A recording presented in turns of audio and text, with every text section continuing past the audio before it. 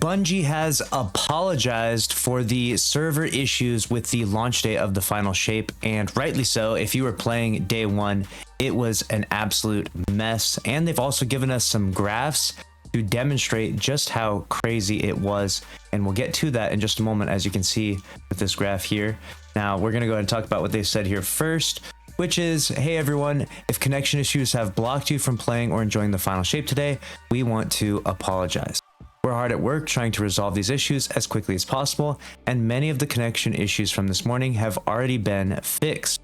Some of the issues we've been able to address today upon launching the game. We noticed network-related sign-on issues related to failures in our load balancer machines. We were forced to route traffic around them and partially mitigated this issue within 2 hours of launch. That was not the case for me at all. I was not even able to get in game for about 4.5 hours, and I know many of you spent the good majority of yesterday just not even able to play. And then we saw a spike in honeydew errors starting at 12:27 and completely resolved the underlying issue by 12:46 Pacific time by increasing the number of activity hosts configured to run on each server. So their time is Pacific time, and so mine would be at 5:30 my time, so it'd be about 2:30 their time. So even at this point in time, I still couldn't even get in the game. Got in the game, I think, for maybe like 20 minutes or something, got error coded out. So maybe around that time I was able to log in for just a short period of time. Then they said we saw a Weasel and Plum error starting at 12:47 and fully resolved the issue by 1:56 through server mitigation changes. Prevent errors causing players to get kicked out of activities started around 3 p.m. and remains our highest priority issue to resolve. We believe we have identified the issue and will be doing rolling server restarts soon to attempt to resolve this. And so basically what they're trying to do is just boot everyone from the game in an effort to reset the servers, and they did so. That happened last night and actually was successful. If you missed a cutscene, as a temporary workaround, you can replay the mission by accessing the replayable missions node in the middle of the Pale Heart map. These are the cutscene at the end of the mission 1, 4, 5, 6, and 7. We built the final shape to be an exciting, cathartic, story-driven adventure for everyone to enjoy. We're truly sorry if connection issues and instability is getting in the way of that experience, and we promise to keep working on these issues until these issues are resolved. Keep an eye on Bungie help.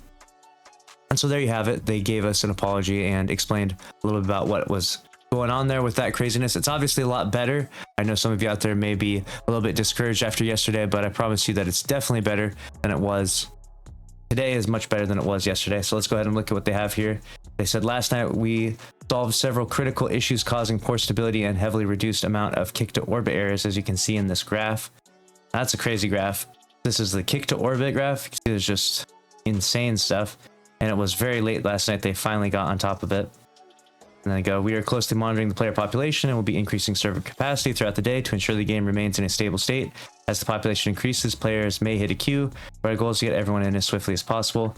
We encourage everyone to jump into the final shape today, and we thank you for your patience. So there you have it.